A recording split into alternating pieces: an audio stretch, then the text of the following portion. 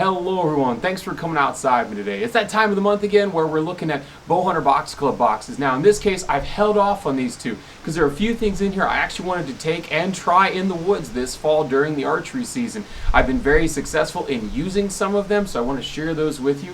Very excited to share September and October from the Bowhunter Box Club. So we'll get through September 1st, $70 worth of things in a $40 box. Not too shabby. We're taking a stare at first the Archer's Allen wrench set from Pine Ridge.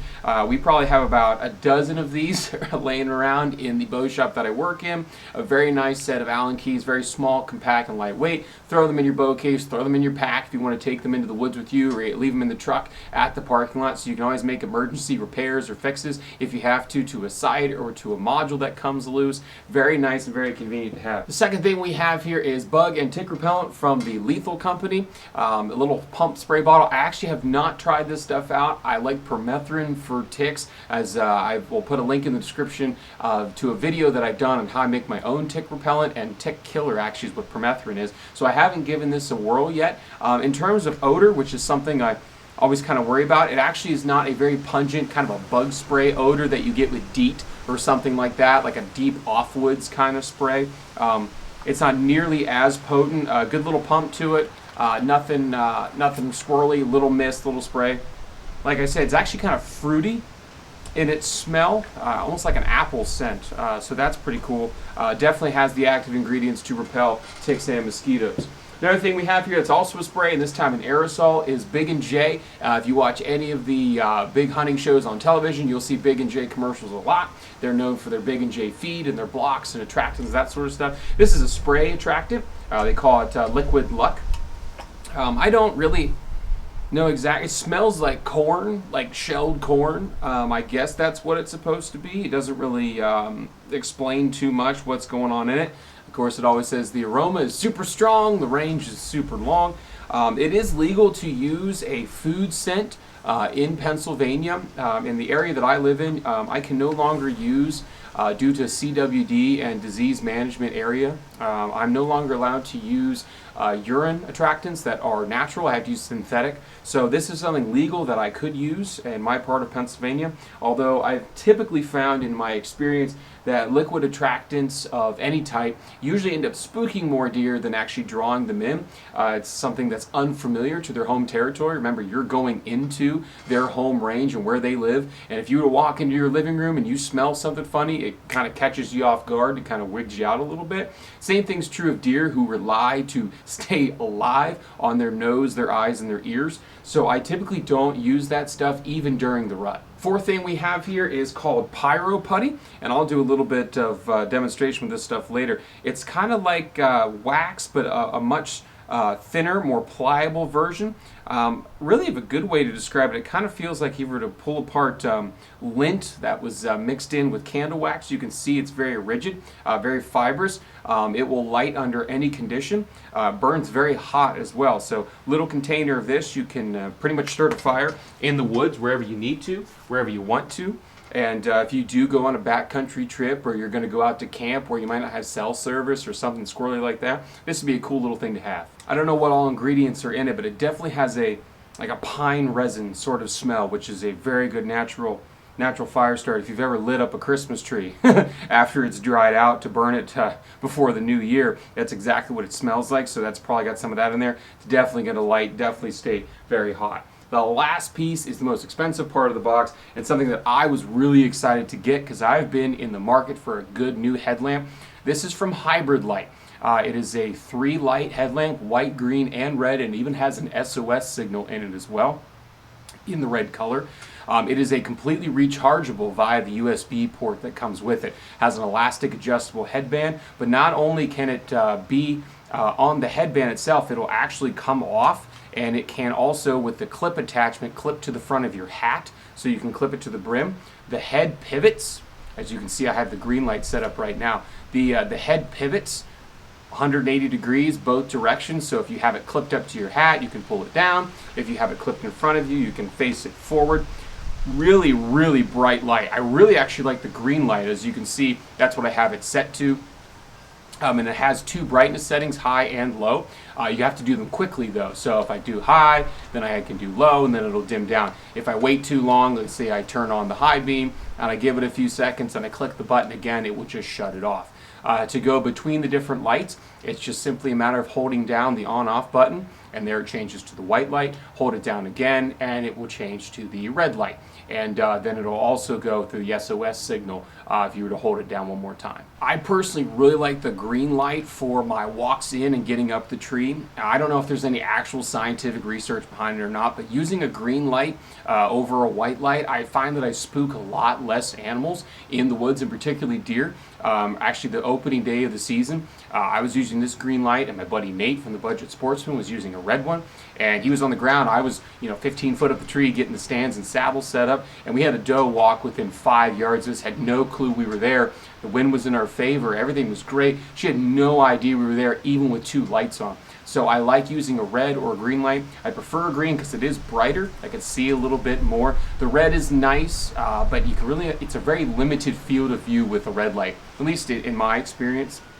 When you're trying to set up a saddle and you're trying to get your climbing sticks on, I like a little bit brighter light, so it's really nice to have that green in there. When I start going up the tree, I will turn it down to the lower setting so I'm not as bright going up the tree, but like I said, with that green light, I've had very, very, very few instances where I've actually spooked a deer because of my light. I can't attest too much as to the length of the battery. They say it's several hours long on the high setting. Of course, I'm only using this when I'm walking in or morning hunt or when I'm coming out in the evening. I haven't done any evening hunts this year where I needed to use this for an extended period of time to follow a blood trail or hike for a mile or so out of the woods. Although I do walk around my neighborhood at night to get my exercise in, put a couple miles on, and it lasts the entire time through that.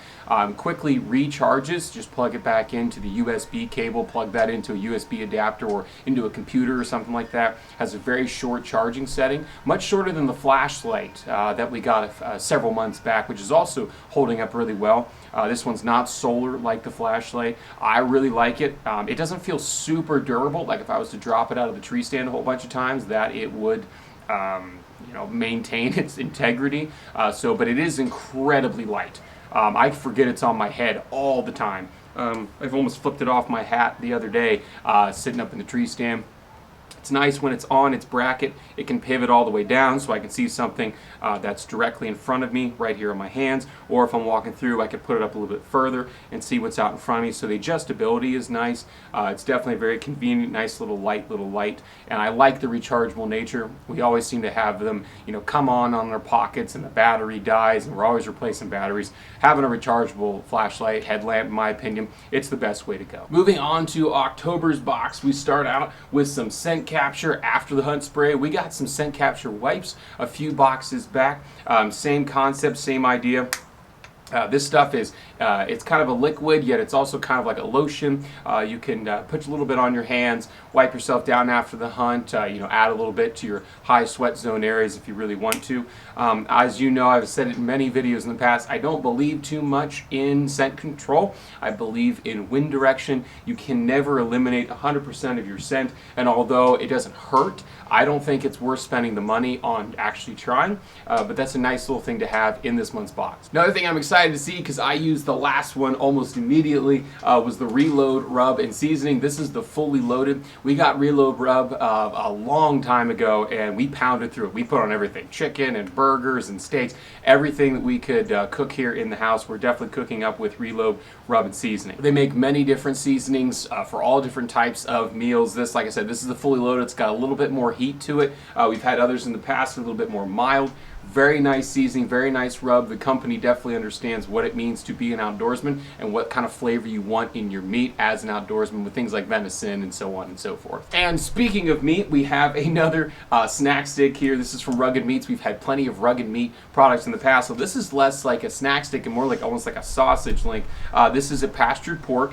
This is a pineapple pork, so a little bit sweeter in flavor. I've been saving this for one of my all-day sits closer to November, although I only have 2 tags left and they're both doe tags, so hopefully I don't have to do an all-day sit for a doe, but I've been saving this as a tree stand snack.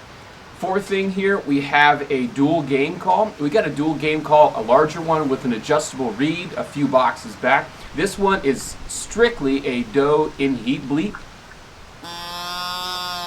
Sounds a lot like the can bleat that you might have the shake over. Nice and small though, nice and compact. You don't have to hold any holes and flip it over this way and that way. That kind of fawn in distress could work for a doe in the early season, but also could work as a doe in heat. Fifth and final thing we got are some lighted nocks from NAP. Now, I've seen other unboxings that some other people have gotten other colors. I got blue. They're a standard push on and pull off. They're built exactly like the Knockout lighted nocks, if you're familiar with that brand. They don't have a collar system to them, although they do still have a bushing system inside. So these will adapt for any nock size. X, which is a 166, all the way up to a gold tip, which is what this arrow is, a 246. So it will accommodate all the different nock styles and all the different nock sizes. It does have the bushing system. Now, this little piece here is actually a little piece of dental floss. And the reason why I put the dental floss on it and stuck it down in the grooves of the system is that sometimes when you go to pull these out, just the nock will come out and the bushing is not meant to come out of the arrow, which is kind of a royal pain in the butt because you kind of want to shoot actual arrows with actual nocks after your lighted nock is used during hunting season, and you want to just put practice nocks or regular plastic nocks back in there.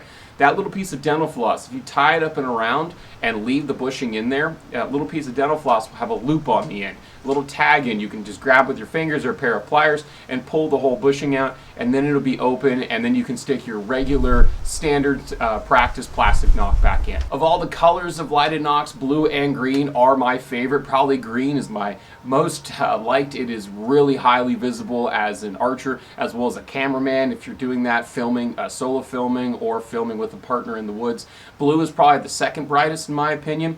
I never have had good luck with orange. Red is okay, pink's okay, but orange, red, and pink are kind of all the same to me. Blue and green, for some reason, just stick out really well in the woods. You can watch it all the way to the animal. If they go dim, they don't dim very far. They're such a bright color on the spectrum. So really glad that we got blue instead of one of those lighter colors. So that's all for this video. If you have any questions about the Bowhunter Box Club or anything else that pertains to my channel, follow the links in the description below. Hit me up on Facebook, Instagram. You can leave a comment here on YouTube. My email's even down there if you want to send it more formally. Hope you're able to get outside, enjoy the sport of archery hunting if you so choose. Definitely enjoy God's beautiful creation, and we'll get to see you next time.